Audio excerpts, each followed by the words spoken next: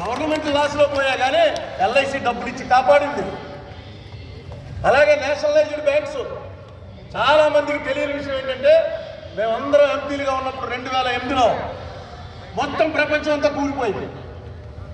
మొత్తం ఒక్కసారిగా ఫెరారీ కారులో తిరిగేవాడు ఆటో ఎక్కవలసినటువంటి పరిస్థితిలోకి వచ్చేసారు. షేర్ మార్కెట్లు అన్నీ మేము తెలుసుకుని పార్లమెంట్లో రిజల్యూషన్స్ అని చేసి ఎలా కాపాడాలరా అంటే, మన్మోహన్ సింగ్ గారు అసలు ఫీల్ అయ్యేవాడే కాదు. ఏంట్రా అని అయిపోయిన తర్వాత మన్మోహన్ సింగ్ గారు మళ్ళీ పార్లమెంట్లోనే చెప్పాడు, మన కంట్రీ సేఫ్ హ్యాండ్స్లో ఉంది, పబ్లిక్ సెక్టర్లో ఉందంటే సేఫ్ హ్యాండ్స్. పబ్లిక్ సెక్టర్ వాడు ఈవేళ ఎంత జీతం తీసుకుని పని చేయకుండా ఫ్యాన్ కింద కూర్చుని ప్రజల్లో ఏదైతే ఉన్నాయో అవన్నీ నిజమైనప్పటికీ కూడా నీ బ్యాంకుకి ప్రమాదం వస్తుందిరా అన్నప్పుడు ఏం చేయాలో అది చేసి తీరుతాడు. ఆ బ్యాంకుని కాపాడుకోవడానికి ఏ లెవెల్కైనా వెళ్తాడు. అలా వెళ్ళారు కాబట్టి 2008-9లో ప్రపంచం కూలిపోయినా ఇండియా కూలిపోలే. ఇండియా అలాగే నిలబడింది. ఆశ్చర్యపోయారు అందరూ, ఇది ఎలా సాధ్యం, ఇది ఎలా సాధ్యం అని. ఎవడు తీరివాడు చెప్పాడు ఇలా అయి ఉంటుందండి, అలా అయి ఉంటుందని. ఏం కాదు, కాపాడగలిగినటువంటి శక్తి ఉన్న చేతుల్లో వ్యవస్థలు ఉన్నాయి. ఖచ్చితంగా ప్రభుత్వ రంగ వ్యవస్థలన్నీ కూడా కాపాడగలిగిన చేతుల్లో ఉన్నాయి. కాబట్టి ఒక 1%, 2% కరప్ట్ వాళ్ళు ఉన్నప్పటికీ కూడా మునిగిపోకుండా దాన్ని కాపాడుకుంటూ వచ్చేటువంటి ప్రయత్నం జరుగుతూనే వచ్చింది. ఆ జరుగుతూ వచ్చింది కాబట్టి ఈవేళ భారతదేశ ఆస్తి, భారతదేశ నెట్వర్క్, భారతదేశ పేరు ఇవన్నీ కూడా నిలబడి ఉన్నాయి. అయితే మోడీ గారు చేస్తున్నది తప్పని నేను అన్నాను. ఎందుకంటే మోడీ గారి పార్టీ భారతీయ జనతా పార్టీ, వారి పార్టీకి ముఖ్యమైనటువంటి మేనిఫెస్టో ఏంటంటే ఎలక్షన్ మేనిఫెస్టో కాదు, ఒక పార్టీకి ఒక మేనిఫెస్టో ఉంటుంది. ఈ పార్టీ ఎందుకు నిలబడిందిరా, ఈ పార్టీ నిలబడ్డ ప్రధాన కారణం నెంబర్ 1 క్యాపిటలిజం, నెంబర్ 2 హిందుత్వ. హిందుత్వ అనేది వాళ్ళకి మార్గం మాత్రమే. వాళ్ళేం గుళ్ళకి వాటికి వెళ్ళి పూజలు చేసేటువంటి హిందువులేం కాదు. చూసుకున్నారు ఈ దేశంలో ఎక్కువ పర్సంటేజ్ హిందువులు ఉన్నారు కాబట్టి మనం హిందుత్వ అనేది టేకప్ చేసి అల్టిమేట్గా క్యాపిటలిస్ట్ కంట్రీ అయితేనే కరెక్ట్, వాళ్ళ ఫిలాసఫీ అది. దానికి ఏంటి నా దగ్గర ఉన్న ఆధారం మీరు అడగచ్చు. ఎవరైనా బీజేపీ పార్టీ వాళ్ళని అడగండి. బీజేపీ మీకు తెలుసు, బీజేపీకి మూలం ఆర్ఎస్ఎస్లోంచే జనసంఘ్ పార్టీ వచ్చింది. జనసంఘ్ పార్టీయే జనతా పార్టీలో కలిసింది. తర్వాత జనతా పార్టీని కూలగొట్టింది. తర్వాత భారతీయ జనతా పార్టీగా ఆవిర్భవించింది. ఈవేళ ఉన్న భారతీయ జనతా పార్టీ వాళ్ళకి మూలం ఆర్ఎస్ఎస్ సిద్ధాంతం. ఆ ఆర్ఎస్ఎస్ సిద్ధాంతంలో ఎవరు అంటే గురూజీ గోల్వాల్కర్ అనే ఆయన. నేను కొన్నాళ్ళు ఆర్ఎస్ఎస్కి వెళ్ళాను. నా 18వ ఏట వరకు నేను కూడా ఆర్ఎస్ఎస్ కాకి నెక్కర తెల్ల చొక్కా వేసుకుని కర్ర పట్టుకుని టోపీ పెట్టుకుని వెళ్ళేవాడు. ఏ లెవెల్లో వెళ్ళానంటే ఇదే సుబ్రహ్మణ్య మైదానంలో ఆ సిలువ కొంచెం ముందు కారు ఉన్న చోట నేను కూడా నెక్కరు చొక్కా టకప్ చేసుకుని బెల్ట్ పెట్టుకుని టోపీ పెట్టుకుని వరుసగా ఈ సుబ్రహ్మణ్య మైదానంలో ఒక 200 మందిని కూర్చోబెట్టారు. ఆ 200 మందిలో నేను కూడా ఒకటి. ఎందుకు కూర్చోబెట్టారా అంటే వేదిక అడ్డేపేశారు. గురూజీ గోల్వాల్కర్ గారు వచ్చారు. గురూజీ గోల్వాల్కర్ గారు మీటింగ్ అది. అప్పటికి ఆర్ఎస్ఎస్కి పెద్ద ప్రచారం లేదు. అంతా కలిపి మామూలు జనం ఒక 50 మంది ఉంటారు, మేము ఒక 100-200 మంది కుర్రాళ్ళు ఉంటాం కూర్చుని. నాకు బాగా జ్ఞాపకం ఉన్నది ఏంటంటే గోల్వాల్కర్ గారు అలా వేదిక మీదకి రాగానే వేదిక మీద లైట్లు ఆర్పేశారు, ప్రజల మీదకి ఇలాగా ఫ్లడ్ లైట్లు వేశారు. అంటే ఆయన ఎవరో టార్గెట్ చేయకుండా అని అనుకున్నాను. ఇప్పుడు ఆయన సంస్కృతంలోనో లేకపోతే మరాఠీలోనో ఇంగ్లీష్లోనో మాట్లాడారా, ట్రాన్స్లేషన్ ఎవరు చేశారు ఇదంతా గుర్తులేదు. ఎందుకంటే నాకు అప్పుడు 12 ఏళ్ళు. నాకు బాగా గుర్తు ఆర్ఎస్ఎస్ఏ ఈవేళ అతి బలమైనటువంటి ఆర్గనైజేషన్గా మారి ఈ దేశంలో అత్యధిక స్థానాలతో అధికారంలోకి బీజేపీ రాగలిగినటువంటి స్థితి తీసుకొచ్చింది. కారణం ఏంటంటే వాళ్ళ ప్రిన్సిపల్స్ వదిలిపెట్టలా. వాడికి 10 ఓట్లు వచ్చినా 20 ఓట్లు వచ్చినా 30 ఓట్లు వచ్చినా ప్రిన్సిపల్స్ వదిలిపెట్టకుండా ఇలా కమ్యూనిస్టులు ఎలాగైతే పట్టుకుని ఉండిపోయారో అలాగే పట్టుకుని ఉండిపోయారు. అయితే కమ్యూనిస్టులకి దానికి తేడా ఏంటంటే వీళ్ళు ఎవరిని చేర్చుకోరు. కమ్యూనిస్ట్ పార్టీలో చేరాలంటే మామూలుగా దానికి ముందు ఈతొచ్చా, నీకు చెట్టు ఎక్కి కొరగలవా, కొండ నుంచి దొక్కగలవా, రకరకాల టెస్టులు పెట్టి వాడిని ఫిల్టర్ చేసి పిండి బ్రెయిన్ వాష్ చేసి చేర్చుకుంటారు తప్ప బీజేపీ వాళ్ళు అంత పూర్వం ఎలా ఉండేవారో తెలియదు. కానీ ఇప్పుడు బీజేపీ వాళ్ళు ఎప్పుడైనా చేర్చుకుంటారో, అధికారంలోకి రావడానికి ప్రయత్నిస్తారు, అధికారంలో రాగానే తొక్కేస్తారు. పక్కా రాజకీయంలోకి వచ్చేసారు. మోడీ గారి గోల్ ఏంటంటే మొత్తం భారతదేశంలో ఉన్నటువంటి సంస్థలన్నీ కూడా ప్రైవేట్ చేతుల్లో వెళ్ళిపోవాలి. ఇది నేనే ఊహించి చెప్పట్లే, వాళ్ళ మాట, పార్లమెంట్లో ఉన్న మాట, దేశంలో అన్ని పేపర్లో హెడ్లైన్స్లో వచ్చిన మాట ఏంటి? ఒక్కసారి గుర్తు తెచ్చుకోండి, government has no business to do business. ప్రభుత్వానికి వ్యాపారం చేయవలసినటువంటి అవసరమే లేదు. అది వాళ్ళ philosophy. Government has no business to do business. మేము చెయ్యం వ్యాపారం, వ్యాపారాలన్నీ ప్రైవేట్ వాళ్ళకి ఇచ్చేస్తాం. ఎందుకు? ఆర్టీసీని తీసుకెళ్ళి కేసీనేనికో లేకపోతే బోస్ మోటార్కో ఎవరికో వాళ్ళకి అప్పచెప్పామనుకోండి, అప్పచెప్తే ఈ రోజున ఆర్టీసీలో నష్టం వస్తుంది, ఆ రోజున వాళ్ళు లాభం ఇస్తారు, మనకి ట్యాక్స్లు ఇస్తారు, ఎంత కొనుక్కుంటే అంత లభిస్తారు. చూడటానికి ఎంత బాగుంటుందంటే నిజమే కదా. ఆర్టీసీ అలా ఇస్తే ఇప్పుడేమో లాస్టా, ప్రతి సంవత్సరం లాస్టా, వాళ్ళకి అలా ఇచ్చేటప్పుడు ప్రాఫిట్ వచ్చేస్తుంది. ఎవరికి వచ్చేస్తుంది ప్రాఫిట్? కొనుక్కున్న వాడికి వచ్చేస్తుంది ప్రాఫిట్. మారేడుమిల్లికి బస్సు ఎవడేస్తాడు, వైరామవరంకి బస్సు ఎవడేస్తాడు, చింతూరుకి బస్సు ఎవడేస్తాడు? ఎక్కడి నుంచి పల్లెటూరుకి ఎర్ర బస్సు అని చెప్పి చెయ్యెత్తి ఆపాలంటే చెయ్యెత్తి ఆపుతాడు, మీదకి వచ్చి గుర్తుతాడు. ఎందుకంటే వాడికి వ్యాపారం అది. ఈ దేశం వ్యాపారం కోసం పెట్టలా, మనది వెల్ఫేర్ స్టేట్. మనకి డైరెక్టివ్ ప్రిన్సిపల్స్ ఉన్నాయి కాన్స్టిట్యూషన్లో. ఏం జరగాలి, ఎలా ఉండాలో ఆ రోజునే ఊహించారు. ఊహించి ఊరికే నేను ఊహించానని రాసుకోరా. అంబేద్కర్ అక్కడ కూర్చున్నాడు, చుట్టూ 10 మంది, పుస్తకాలు ఉన్నాయి. ఒక్కొక్క పుస్తకం 2000, 3000 పేజీల పుస్తకాలు, 6 ఎడిషన్లు ఉన్నాయి. అందులో దాదాపుగా 4000 పేజీలు అంబేద్కరే మాట్లాడుంటాడు. ప్రతి ఒక్క దానికి, ప్రతి విషయం మీద ఫండమెంటల్ రైట్స్ అనగానే దాని మీద చర్చ. ఎలాంటి వాళ్ళు? ఈ దేశంలోనే పేరెన్నికైనటువంటి పెద్ద పెద్ద మేధావులు అందరూ కూర్చుని వాళ్ళతోటి చర్చ. దాంతో ప్రపంచం అంతా తెలుసున్నవాడు ఆ మొత్తం గ్రూప్లో అంబేద్కర్ ఒకడే. ప్రపంచంలో ఉన్న ఎక్కడెక్కడ లాస్ అని చెప్పి ఆ దేశంలో ఏం జరిగింది, ఈ దేశంలో ఏం జరిగింది మనం చదవటం మొదలెట్టామంటే నవల చదువుతున్నట్టే ఉంటుంది. అది వదలలేము, అంత గొప్పగా జరిగాయి. 2 ఏళ్ళు 2.5 ఏళ్ళు జరిగిన తర్వాత తయారు చేశారు. అందులో డైరెక్టివ్ ప్రిన్సిపల్స్ పెట్టారు. ఆ ప్రిన్సిపల్స్లో ముఖ్యంగా పెట్టింది ఏంటంటే అంతరాలు పోగొట్టాలి. ఈ దేశంలో డబ్బు ఉన్న వాడికి, డబ్బు లేని వాడికి మధ్య ఉన్నటువంటి అంతరం తగ్గించడం అనేదే మనం ఈవేళ ప్రభుత్వం ఏర్పరచడానికి ముఖ్యమైన కారణం. ఆ అంతరం తగ్గించడానికి ఏం చేయాలంటే అది చేయాలి. ఈవేళ ఆక్స్ఫామ్ అనేటువంటి వాళ్ళు మొన్న 27/12/2020 డిసెంబర్ 2020 అంటే 2-3 నెలలు అయింది, ఒక నివేదిక ఇచ్చారు. ఆ నివేదిక ప్రకారం ఈ దేశంలో 63 మంది దగ్గర, కేవలం 63 మంది దగ్గర మన దేశ బడ్జెట్ ఎంత ఉందో అంత డబ్బు ఉంది. 30 లక్షల కోట్ల రూపాయలు మన దేశ బడ్జెట్ అయితే ఓన్లీ 63 మంది దగ్గర అంత డబ్బు ఉంది.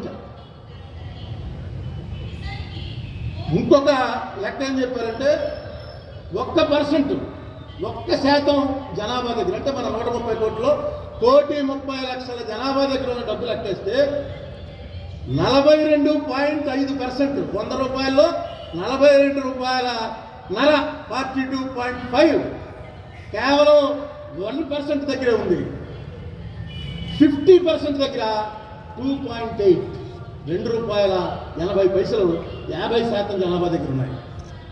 మనం పైకి వెళ్ళాం, కిందకి వెళ్ళాం, మధ్యలో ఉన్నాం. మనం ఈ మధ్యలో కొట్టుకుంటున్న మన అందరం కింద ఉన్న వాళ్ళని పైకి తీసుకురావాలి, పైన ఉన్న వాడిని కిందకి తీసుకురావాలి. ఇదే ఫిలాసఫీ, ఇదే మన డైరెక్టివ్ ప్రిన్సిపల్. పైన ఉన్న వాడిని కిందకి ఎలా తీసుకురావాలంటే వాడికి ఉన్నటువంటి షేర్స్లో ఇంకా ఎక్కువ మంది జాయిన్ అవ్వాలి, వాడి కంపెనీల్లో ఇంకా ఎక్కువ మంది జాయిన్ అవ్వాలి. అంతే తప్ప ఉన్న వ్యాపారాలన్నీ వాళ్ళకప్పు చెప్పేయడం కాదు. ఉన్న వ్యాపారాలన్నీ వాళ్ళకప్పు చెప్పేయాలన్నటువంటి ఆలోచనే. ఈవేళ పటేల్ గారిని ఎందుకు సమర్థిస్తారు బీజేపీ వాళ్ళు? సర్దార్ వల్లభాయ్ పటేల్కి జవహర్లాల్ నెహ్రూకి ఉన్న గొడవ హిందూ ముస్లిం గొడవ ఇవేం కాదు. Nehru socialist, Patel capitalist. నువ్వు కాంగ్రెస్ చరిత్ర చూస్తే మొత్తం తెలుస్తుంది. ఒకసారి ఒక సందర్భంలో పటేల్ గారికి మెజార్టీ ఉంది, కానీ గాంధీ గారు చెప్పారు నెహ్రూ ఉంటాడు ప్రెసిడెంట్, ఈ టైంలో నెహ్రూ ఉండాలి, ఎందుకంటే బ్రిటిష్ గవర్నమెంట్ తోటి చర్చలు జరపాలి, బోర్డు పని ఉంది.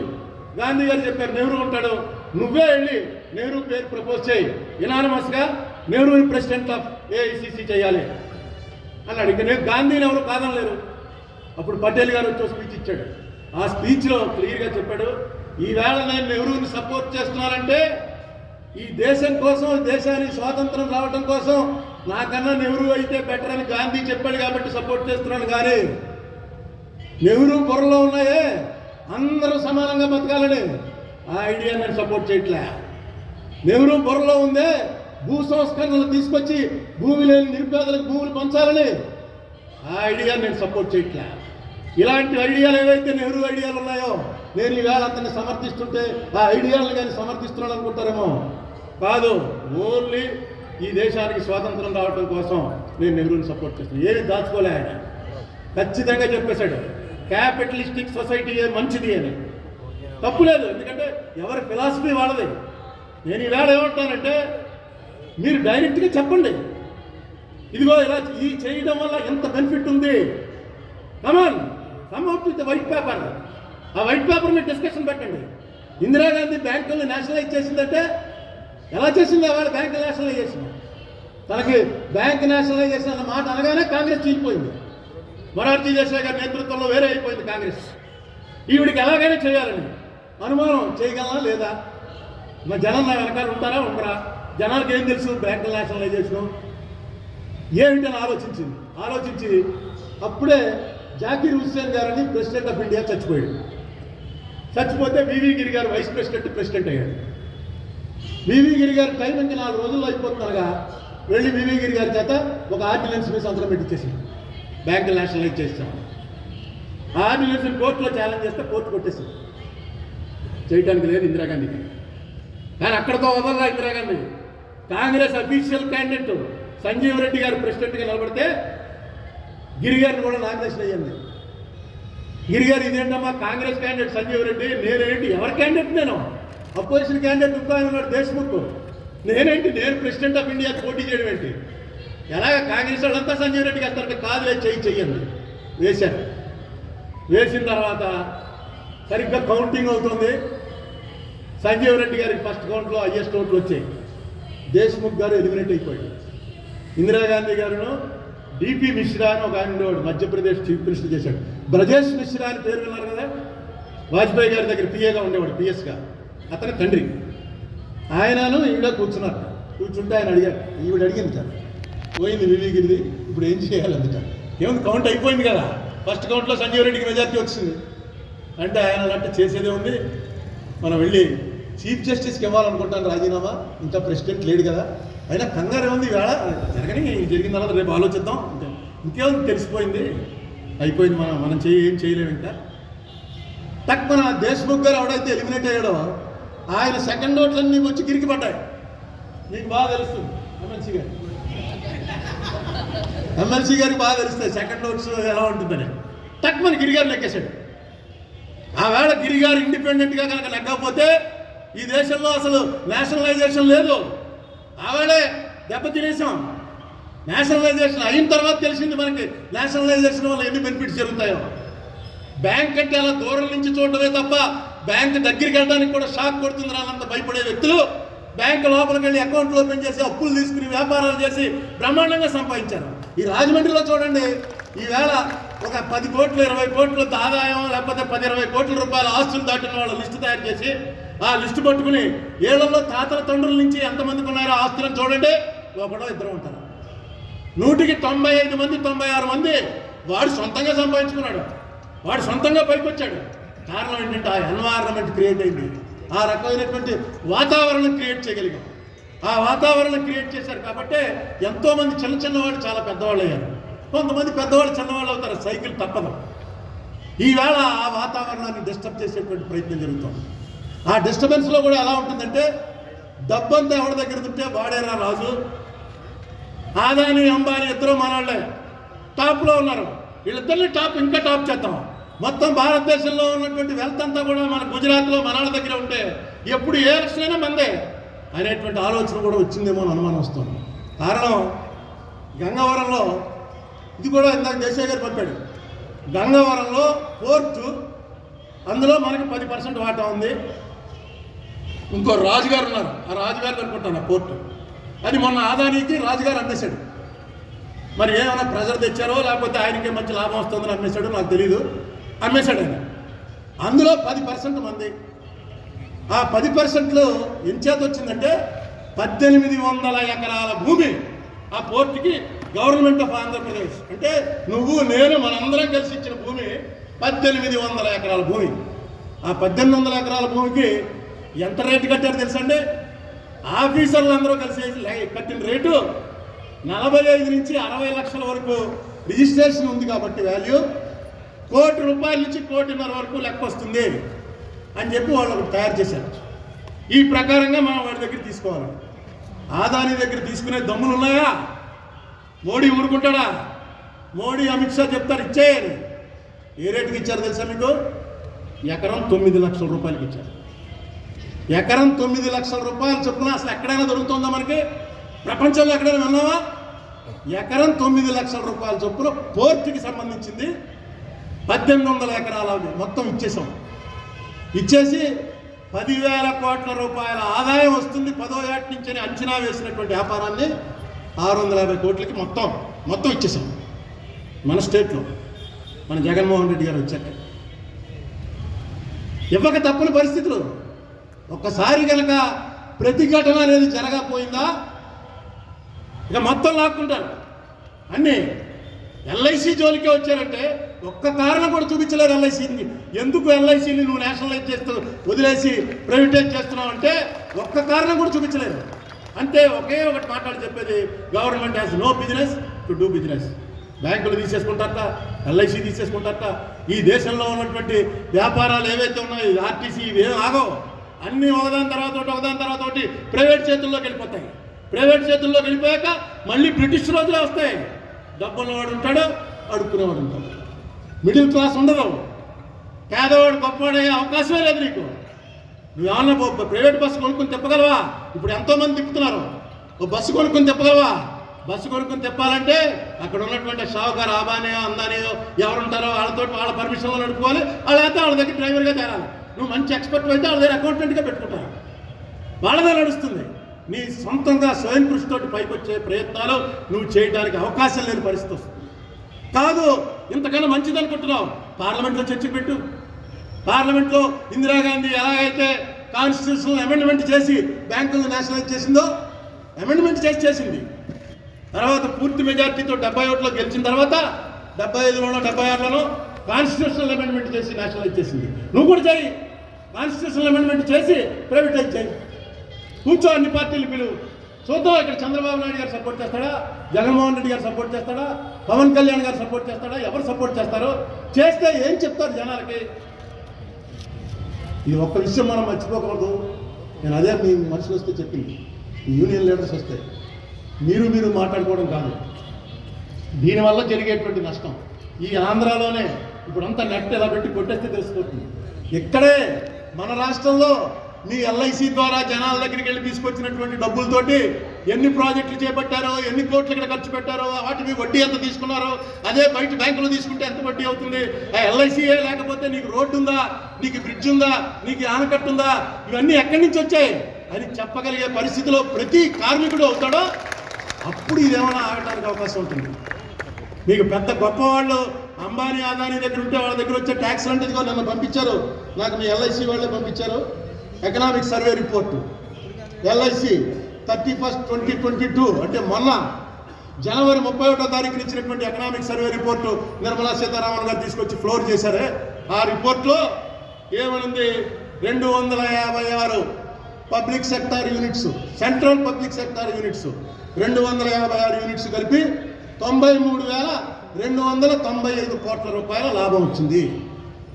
ఇది కాకుండా ఈ 256 యూనిట్ల వల్ల వీళ్ళు కట్టే ఎక్సైజ్ డ్యూటీ, వీళ్ళు కట్టే జిఎస్టీ, వీళ్ళు ఇచ్చినటువంటి డివిడెండ్, వీళ్ళు కట్టే కార్పొరేట్ ట్యాక్స్ ప్రభుత్వానికి కట్టింది 3,76,425 కోట్లు. ఇది మీ వాళ్ళు వేసింది, ఎల్ఐసి వాళ్ళు వేసినటువంటి ప్యాంప్లెట్ సర్వే రిపోర్ట్లోకి వెళ్ళి చూశాను నేను. ఎకనామిక్ సర్వే రిపోర్ట్లో ఇది ఎక్కడుందని కరెక్ట్గా వాళ్ళు యథార్థం ఏదుందో అదే వేశారు. 3,76,000 కోట్లు అంటే దాదాపుగా ఎంత పర్సెంట్ అండి? 15 నుంచి 20% of total revenue of India. ఇండియాకు వచ్చే మొత్తం ఆదాయంలో 15 నుంచి 20% ఆదాయం ఈ పబ్లిక్ సెక్టార్ యూనిట్స్ నుంచి వస్తుంది. ఈ government has no business to do business అంటే అడుక్కుతుందామా? వ్యాపారం చేయరా? పోనీ మిమ్మల్ని ఏమన్నా కొత్త వ్యాపారం పెట్టమన్నారా? ఉన్న వ్యాపారాలు వాళ్ళు నడుపుతున్నారే, లాభాలు వస్తున్నాయే, ఇంకా లాభాలు ఎలా తీసుకురావాలో ఆలోచించు. ఇంకా ట్యాక్స్ పెంచాలో ఆలోచించు, ఇంకా ఏ రకంగా విస్తృతపరచాలో ఆలోచించు. మనకు వచ్చే డబ్బు ఇది, మన దుకాణం పెట్టుకుని దాంట్లో వచ్చే లాభాలంతా మనం ఎంజాయ్ చేస్తుంటే ఆ దుకాణం పెట్టుకుని ఎవరితో ప్రైవేట్ వాడికి అప్పచెప్పేస్తావా? నీకు రోజు 100 రూపాయలు అమ్ముతున్న షాపు ప్రైవేట్ వాడు ఎవరినో పిలిచి 50 రూపాయలకి అమ్మేస్తావా? అమ్మేసి షాపులో ఉన్న వాళ్ళందరూ మీరు వెళ్ళడరా అడుగుతారండి, ఎక్కడో వాడు కావాలంటే పెట్టుకుంటాడు, లేకపోతే లేదంటావా? ఇది ఆ షాపులో పనిచేసేటువంటి ఉద్యోగులకు సంబంధించిన విషయం కాదు, ఆ షాపు ఓనర్స్కి సంబంధించినటువంటి విషయం. ఆ ఓనర్స్ ఈ దేశ ప్రజలు, మీరు కాదు. మీరు ఒక పక్కన ప్రజలు, మీరు మరొక పక్కన ఎంప్లాయీస్. మీ మీద ఉన్నటువంటి అడిషనల్ డ్యూటీ ఏంటంటే ఇది అవేర్నెస్ తీసుకురావాలి. ఈ అవేర్నెస్ తీసుకురావడం కోసం పూర్వం నా చిన్నప్పుడు కమ్యూనిస్టులు అబ్బబ్బబ్బా చాలా ఇది చేసేవారు. క్యాంపులు పెట్టి రాత్రులు పెట్రోల్ మార్క్స్ లైట్లు ఎట్టుకెళ్ళి లేబర్ ఏరియాలోకి వెళ్ళి ఆ ఏరియాలో వాళ్ళందరినీ కూర్చోబెట్టి స్పీచ్లు ఇచ్చి కాంగ్రెస్ను ఓడించాలంటే మీకు వాడు పొద్దున్నే రూపాయి ఇస్తాడు, రూపాయి పెట్టి శుభ్రంగా ఇంట్లో కోడికూర వండుకో అంటే అప్పుడు రూపాయికి వచ్చేదిలేండి. ఓటు మాత్రం కమ్యూనిస్ట్ పార్టీకి, ఆ రూపాయి నీదే అని. ఆ రూపాయి నీది ఎలా అయిందో మేమేంటంటే మేము కాంగ్రెస్ గూఢచారులం, వాళ్ళ వెనకాల చిన్నపిల్లలు 12-13 ఏళ్ళు వెనకాల వెళ్ళి కూర్చుని అక్కడ ఏం మాట్లాడుకున్నారో వచ్చి చెప్పాలన్నమాట. రాజమండ్రిలో కమ్యూనిస్ట్ పార్టీ అంత బలంగా ఉండేది. ఇవాళ కారణాల వల్ల ఏంటో కారణం నెమ్మదిగా కమ్యూనిస్ట్ పార్టీ వీక్ అయిపోయింది. సరే, కాంగ్రెస్ అయితే స్వయంకృత అపరాధంతో కాంగ్రెస్ వీక్ అయిపోయింది. పొలిటికల్గా మనం చెప్పగలిగే పరిస్థితిలో లేవు. చెప్పాల్సినటువంటి మూడు పెద్ద పార్టీలు మోడీ గారి కనుసరణలో మెలగవలసిందే. కళ్ళెత్తి సీరియస్గా చూడటానికి కూడా వాళ్ళు ధైర్యం ఉన్నట్టు కనపట్లేదు. ఏమిటి మన దేశ పరిస్థితి, ఏమిటి మన రాష్ట్ర పరిస్థితి? ఇక్కడే కాదు, మొత్తం దేశంలో అన్ని చోట్ల అలాగే పెట్టించారు. ఏమన్నా అంటే క్రిమినల్ కేసు అంటారు, జైల్లో పెడతా ఉంటారు. మళ్ళీ వాళ్ళ పార్టీలో చేరగానే అన్ని కేసులు అవుట్ తీసుకొచ్చి కూర్చోబెట్టి సన్మానం చేసి దండేస్తారు. అందరం చూస్తున్నాం. ఏంటంటే ఏం మాట్లాడలేము, నిమిషాల్లో మారిపోతుంది అంత సీన్. బీజేపీలో చేరిపోయాడంటే అలాంటి వాడిన వీరప్పని కూడా తీసుకొచ్చి వాళ్ళు సన్మానం చేసి కర్ణాటక సీఎం చేద్దరు. ఏం అనుమానం లేదు, చంపేశారు కాబట్టి గత గవర్నమెంట్లోనే మనం బతికిపోయాం. కానీ లేకపోతే వీరప్పనికి ఉండే అభిమానులు వీరప్పనికి ఉంటారు. ఎక్కడ దీన్ని ఎలాగ బ్రేక్ చేయాలి నాకైతే అర్థం కావట్లేదు. దీన్ని బ్రేక్ చేయగలిగినటువంటి శక్తి ఉందా మన దగ్గర? ఎందుకంటే ఏమన్నా అంటే మోడీ గారు అసలు ఆయన దేవుడితో సమానం, ఆ రకంగానే చూస్తున్నారు. ముఖ్యంగా చదువుకున్న వాళ్ళు అసలు మోడీ లేకపోతే భారతదేశమే లేదన్నట్టు చూస్తున్నారు. ఏంటి చూడండి, తప్పులేదు, మరేం పర్వాలేదు, మోడీ లేకపోతే భారతదేశం లేదని మీరు అనుకోండి. కానీ మేము కూడా ఉన్నాం, మామూలు జనం కూడా ఉన్నాం. మామూలు జనం పరిస్థితి కూడా చూడమనండి. మోడీ గారి ప్రభుత్వం కానీ ఏ ప్రభుత్వం ఉన్నా సరే ఎవరికి ఏం అభ్యంతరం లేదు. నువ్వు జై శ్రీరామ్ అంటావో, జై హిందూ అంటావో, ఏమంటావో మనకేమి ఎవరికి అభ్యంతరం లేదు. నోటి దగ్గర కూడు తీసేసే పరిస్థితులు తెస్తున్నావన్న సంగతి మాకు క్లియర్గా అర్థమవుతుంది. నువ్వు చేసినటువంటి కార్యక్రమాల వల్ల ఎంత విపరీతమైనటువంటి అర్థాలు వస్తాయో క్లియర్గా కనబడుతుంది పిక్చరు. ఆ పిక్చరు మీదే అయినప్పటికీ కూడా, ఆ పిక్చరే మీ మేనిఫెస్టో అయినప్పటికీ కూడా మళ్ళీ ఆలోచన చేయండి. పంజాబ్ రైతుల గురించి ఎలా అయితే ఆలోచన చేసావో అలాగే మళ్ళీ ఆలోచన చేయండి. లేకపోతే మీ ఆలోచన కాశ్మీర్ లాగే అవుతుంది. కాశ్మీర్ ఏం చేసావు, 370 తీసావు. ఎస్, ఎవరికి అభ్యంతరం, రాసినప్పుడే పెట్టాం ఎర్లీ ఎస్టీ 370 అన్నది తీసేయాలి అని. నువ్వు వచ్చి టక్కమని తీసావు. 370 తీసేటంటే ఇంకా కాశ్మీర్ బంద్ అయిపోయింది, మన సొంతం అయిపోయింది. ఒక్కడు నీ అంబానీ కానీ నీ ఆదానీ కానీ నీకు సంబంధించినటువంటి కోటీశ్వర్లు ఎవడైనా వెళ్ళి నువ్వు తీసేసిన 2 ఏళ్లలో ఓ గజం ఏమన్నా కొన్నాడా? ఒక హోటల్ కట్టారా? ఒక కాఫీ హోటల్. కాశ్మీర్ లాంటి టూరిస్ట్ ప్లేస్లో ఇండియా అంతా వెళ్తుంది, మనం అందరం వెళ్ళొచ్చు అనుకున్న చోట ఎందుకు వెళ్ళలేకపోతున్నారు? ఏంటి మీరు చేసింది? ఇలాగా తీయటం మీద ఎవరికి అభ్యంతరం లేదు, ఏ పార్టీకి అభ్యంతరం లేదు. కానీ తీసిన పర్యవసానం దేశానికి మంచి జరగాలి. నువ్వు చేసిన పని తీసేయి, మొత్తం ఎల్ఐసి తీసేయి, బ్యాంకులు తీసేయి, అన్నీ తీసేయి. ఎలా మంచి జరుగుతుందో చెప్పు. ఈవేళ ఉన్న పరిస్థితికి బెటర్ పరిస్థితి ఎలా వస్తుంది చెప్పు, నువ్వు లెక్క చెప్పు. నిజంగా నా ఉద్దేశంలో ఉద్యోగులకి ఏమి ఇబ్బంది లేదు. మీలో ఎలాగా బయటికి వెళ్ళేవాడికి గోల్డెన్ షేక్ హ్యాండ్ ఇవ్వాలి, లోపల ఉన్నవాడికి ఉద్యోగం ఇవ్వాలి. మీ ఉద్యోగాలు తీసేస్తారని ఎప్పుడూ వర్రీ అక్కల. ఈ దేశం ఏమైపోతుంది అన్నది వర్రీ అవ్వండి. ఎందుకంటే మీరు కూడా ఈ దేశంలో పుట్టారు, పెరిగారు, ఈక్వల్ రైట్ ఉన్నటువంటి మనుషులు. ఏమైపోతుంది ఈ దేశం? ఎవరి చేతిలోనో పెట్టి ప్రైవేట్ వాడి చేతిలో పెట్టిన తర్వాత ఇంత పెద్ద ఆర్గనైజేషన్లు ప్రైవేట్ చేతిలోకి వెళ్ళిపోతే ఈ దేశం పరిస్థితి ఏంటి? రేపు ఎల్ఐసి వాళ్ళు 38 లక్షల కోట్ల రూపాయలు పెట్టుబడి పెట్టామన్నారు. 38 రూపాయలు పెట్టుబడి పెడతారా కొనుక్కున్న వాళ్ళు? ఎందుకు పెడతారు? వాటప్పది ప్రైవేట్ వస్తుంది.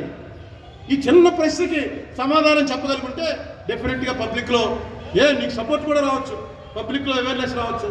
నిజంగా నువ్వు ఇది నడపడమే అనుకున్నావు అనుకో, ఈ దేశాన్ని నడపడం కోసమే డబ్బులు కావాలి, ఆ డబ్బులు కావడం కోసం అన్నీ అమ్మేస్తున్నాం, ఇంకా బాగా నడుపుతాం. నువ్వెందుకు నడపడం?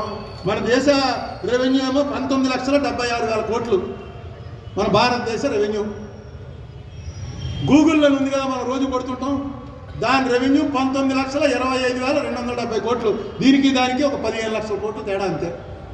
మనవాడే పిచ్చియా, పేరు కూడా చూడండి ఎలా ఉందో, పిచ్చియా, మెడ్రాస్ వాడు సుందర పిచ్చయ్య, చిన్న కుర్రాడు. ఆ కుర్రాడిని తీసుకెళ్ళి దానికి చైర్మన్ చేశారు. చైర్మన్ అంటే దానికి మళ్ళీ ఎలక్షన్ అంతా షేర్ హోల్డర్స్ చాలా పెద్ద గొడవ ఉంటుంది. మోస్ట్ ఎఫిషియెంట్ అయితే తప్ప గూగుల్కి చైర్మన్ అవ్వలేడు. అలాగే నాదళ్ళ సత్యనాదళ్ళ వాడిది 12,60,000 కోట్ల రూపాయలు మైక్రోసాఫ్ట్ రెవెన్యూ. ఎందుకు వాళ్ళకి పిలిచి వాళ్ళు ఎంత జీతం ఇస్తున్నారో ఆ జీతం కన్నా ఎక్కువ ఇస్తున్నారో వాళ్ళకి అప్ చెప్పండి. మీరందరూ ఎందుకండి? ఈ పార్లమెంట్ ఎందుకు? రాజ్యసభ, లోక్సభ, ఎమ్మెల్సీలు, ఎమ్మెల్యేలు ఇవన్నీ ఎందుకు? అటు బ్రహ్మాండంగా రన్ చేస్తున్నారు వాళ్ళు. అమెరికా లాంటి దేశంలో మన ఇండియాలో పుట్టినవాడు ఒకడు మన తెలుగువాడు, ఒకడు తమిళవాడును, ఇద్దరు వెళ్ళి మొత్తం ఒక 40 లక్షల కోట్ల రూపాయల ఆస్తికి వాళ్ళు చైర్మన్గా వ్యవహరిస్తున్నారు. తీసుకొచ్చి అప్ చెప్పండి. ఈ బిజినెస్ రన్ చేస్తారు, ఇండియా అనే బిజినెస్ని. మున్సిపాలిటీ ఉంది, మున్సిపాలిటీ రేపు టెండర్స్ పిలవండి. మున్సిపాలిటీ ఆదాయం ఎంత, మున్సిపాలిటీ చేయవలసిన పనులు, కాలువలు వడవాలి, రోడ్లు వేయాలి, మెయింటైన్ చేయాలి, ఇళ్ల పనులు వసూలు చేయండి, టెండర్ పిలవండి. ₹1 మున్సిపాలిటీలో ఎవరికి ఒకళ్ళు వచ్చి పాడుకుంటారు. ప్రైవేట్ వాళ్ళు పాడుకుంటారు, ప్రైవేట్ వాళ్ళే నడుపుతారు. పన్నులు ఎలా వసూలు చేయాలో వసూలు చేస్తారు. ఏం చేయాలి, మున్సిపాలిటీ ఆస్తులు ఏం చేయాలో చేస్తారు. ప్రైవేట్గా చెప్పండి. ఎందుకు ఈ గవర్నమెంట్లు ఎందుకు, ఎలక్షన్లు ఎందుకు, మళ్ళీ వాళ్ళ ఆధిపత్యం ఎందుకు? ఇది ఒక సిస్టమ్. ఈ సిస్టమ్ ఏర్పడడానికి త్యాగం చేసినటువంటి వాళ్ళందరూ కూర్చుని డిసైడ్ చేశారు. మనం కాదు డిసైడ్ చేసింది. 70 ఏళ్ల క్రితం ఒక నెహ్రూ, ఒక పటేలు, ఒక అంబేద్కర్, వీళ్ళందరూ పెద్దవాళ్ళందరూ కూర్చుని ఎలా చేస్తే ఈ దేశం నిలబడుతుందిరా, మార్కెట్లో నిలబెట్టాలి, పేదరికం పోవాలి, అన్టచబిలిటీ పోవాలి, ఈ విపేక్ష పోవాలి, ఇవన్నీ పోవాలంటే ఏం చేయాలి అనేటువంటి ఆలోచన చేసి 2.5 సంవత్సరాలు కొట్టుకుని తయారు చేసి దీని ప్రకారం పొందంటే మీరు వచ్చి మొత్తం అండూ చేసేస్తారా? అసలు మొట్టమొదట మన కాన్స్టిట్యూషన్లో పెట్టాం 1976 అనుకుంటాను, sovereign socialist secular democratic republic. ఇది సోషలిస్ట్ అనే పదం ఉంది అక్కడ. ఆ పదం తీయకుండా నువ్వు ఎలా అమ్ముతావు? Government has no business to do business అనే మాట అనాలంటే కాన్స్టిట్యూషన్ అమెండ్మెంట్ చేసి ఈ సోషలిస్ట్ అనే పదం తీసేయాలి. ముందు ఆ ప్రయత్నం చేయండి. ఎలా అమ్మేస్తారు మీరు? పార్లమెంట్లో ఎవడు మాట్లాడు, అసెంబ్లీలో ఎవడు మాట్లాడు, ఇలా అమ్మేస్తుంటే నోరు మూసుకుని మనం అక్కడ మీటింగ్ పెట్టుకుని చెప్పుకోవడమా? ఉభయ సభల్లో దీని మీద చర్చ జరగాలి. అసలు సోషలిస్ట్ అనే పదము ప్రియాంబుల్లో ఉన్న కాన్స్టిట్యూషన్ మన దేశాన్ని ఇంకా రక్షిస్తున్న సమయంలో నువ్వు ప్రైవేటైజేషన్ చేసేటువంటి హక్కు నీకు ఎవరిచ్చారు? ఈ దేశ ప్రజలు ఎవరా నీకు? ఎందుకంటే ఈ దేశ ప్రజలు ఇచ్చినటువంటి హక్కుతోటే సోషలిస్ట్ అనే పదాన్ని జాయిన్ చేసింది ఇందిరాగాంధీ. ఖచ్చితంగా ఈ వేళ నుంచి మీరు ఒకటే పెట్టుకోండి గోలు. ఏమండి మా మాట ఎవడంటాడండి, ఎవడొస్తాడు? ఇగో సుబ్రహ్మణ్య మైదానం నిండిపోతుంది అనుకున్నాం, సగమే నిండింది. మా జనం వస్తే నిండిపోను, ఎవరికి పట్టట్లేదండి అని మాత్రం అనుకోకండి. ఖచ్చితంగా పడుతుంది. ఎందుకంటే మనం ధర్మం వైపు ఉన్నాం. ధర్మం ఎప్పుడైనా గెలుస్తుంది. మనకి ఇందులో సొంత పైత్యం ఏం లేదు, సొంత ఆదాయం ఏం లేదు. చెప్పండి, కన్విన్స్ చేసుకోమనండి. పార్లమెంట్ ఉభయ సభల్లో చర్చ ప్రైవేటైజేషన్ వల్ల దేశానికి జరిగే మంచి ఏంటో చెప్పి ఈ సోషలిస్ట్ అనే పదాన్ని తీసేసి అప్పుడు మీరు చేయండి. డెఫినెట్గా అది కాన్స్టిట్యూషనల్ అవుతుంది. మనం ఏం చేయలేం. 2/3 మెజార్టీతో చేస్తే కట్టమనండి. అసలు దాని మీద చర్చ కట్టమని మీరు డిక్లేర్ చేసేటమే మేము అమ్మేస్తున్నాం మొత్తం అని. అది ఒక ఎల్ఐసిని, బ్యాంకుల్ని మన కళ్ళెదురకుండా తెలిసినటువంటి ఎంత ఈ దేశ అభివృద్ధికి 90% కంట్రిబ్యూషన్. ఎందుకంటే మనం ఏం చూసుకోకల్లా 70 ముందు ఎలా ఉంది, 70 తర్వాత ఎలా ఉంది దేశం అంటే అర్థమైపోతుంది. అంత కంట్రిబ్యూషన్ చేసినటువంటి ఇన్స్టిట్యూషన్స్ని తీసుకెళ్ళి ప్రైవేట్ వ్యక్తుల్లో చేతుల్లో పెడితే ఇంకా మంచి జరుగుతుందని నువ్వు నమ్మినట్టయితే మమ్మల్ని కూడా నమ్మించమని, దానికోసం ప్రతి వేళ ఈ మీటింగ్కి వచ్చినటువంటి ప్రతి ఒక్కరు కూడా in the interest of the country, మన వ్యక్తిగత స్వార్థం కాదు ఇది. ఈ దేశం నిలబడాలంటే ఒక మంచి పద్ధతి రావాలి. నిజంగా ప్రైవేటైజేషన్ మంచిది అనుకోండి, దీనికన్నా చెప్పానండి, అది కన్విన్స్ చేయమనండి. ఎస్, దీనివల్ల ఇంత నష్టం వస్తుందిరా. ప్రైవేటైజేషన్ అయితే మీకు అందరికీ జేబులో ప్రతి నెల 25,000 రూపాయలు. ఆ రోజు అన్నాడు కదా ఆయన, 15 లక్షల రూపాయలు తీసుకొచ్చి మీ జేబులో పెడతానని మోడీ గారు అన్నది గుర్తుందిగా. ఆ రోజు బహిరంగ వేదిక మీద ఫారెన్ కంట్రీస్లో ఉన్న సొమ్మంతా తీసుకొచ్చేసి ఒక్కొక్కటి జేబులో 15 లక్షల కోట్లు పెడతానని. 15 లక్షల రూపాయలు. నేను కూడా ఆశ్చర్యపోయాను. ప్రధానమంత్రి అవుతున్నాడని అందరికీ తెలుసు. ఎలా చెప్పేశాడు ఆయన ఏమైనా చెప్పేస్తాడు, ఏమైనా మాట్లాడేస్తాడు. ఏమో మాట్లాడుతుంటే వింటుంటే మంచి భలే ఉండేది. కానీ ఈ మధ్య ఏంట్రా ఇదే వింటున్నాం, ఇదే మాట్లాడుతున్నాడు ఏంట్రా. ఏమన్నా అంటే అన్నిటికీ కారణం నెహ్రూవే. మోతీలాల్ నెహ్రూ చచ్చిపోయాడు నెహ్రూ వల్లే, గాంధీ గారు చచ్చిపోయాడు నెహ్రూ వల్లే, పటేల్ చచ్చిపోయాడు నెహ్రూ వల్లే, ఈ దేశంలో చచ్చిపోయిన వాళ్ళందరూ నెహ్రూ వల్లే. ఎవరో మీరు బతుకున్నారంటే మా వల్ల, మా శ్యాంప్రసాద్ ముఖర్జీ, లేకపోతే మా గురూజీ గోల్వాల్కర్, మా హెడ్గేవార్, మా సావర్కర్. ఈ పేర్లు కూడా మనం ఎప్పుడు వెళ్ళదు అలాగా అని చెప్పి వెళ్ళి గూగుల్లో చూడాలి ఎవరా వీళ్ళు. ఎందుకు నీకు చచ్చిపోయిన వాళ్ళ మీద అంత కక్ష? ఎప్పుడు చచ్చిపోయాడు నెహ్రూ? 64లో చచ్చిపోయాడు. 64కి నీకు ఎంత 14 ఏళ్ళు. 64లో చచ్చిపోయిన నెహ్రూని ఇవాటికి కూడా అన్నిటికీ నెహ్రూయే కారణం. వాడెవడో ఉక్రెయిన్ మీద రష్యా వాడు కొడుతుంటే ఆ నెహ్రూ చేసిన పని కంటే ఏం చేస్తాం? నెహ్రూ టైంలో అసలు ఉక్రెయిన్ ఉందా? ఏదైనా మీరందరూ నాకు అవకాశం ఇచ్చారు, నా మనసులో బాధ బయట చెప్పుకునే అవకాశం. ఈ బాధని మీ బాధగా భావించి మీరు కూడా ఎవరికైనా అడుగు చెప్పండి. Thank you. నమస్తే.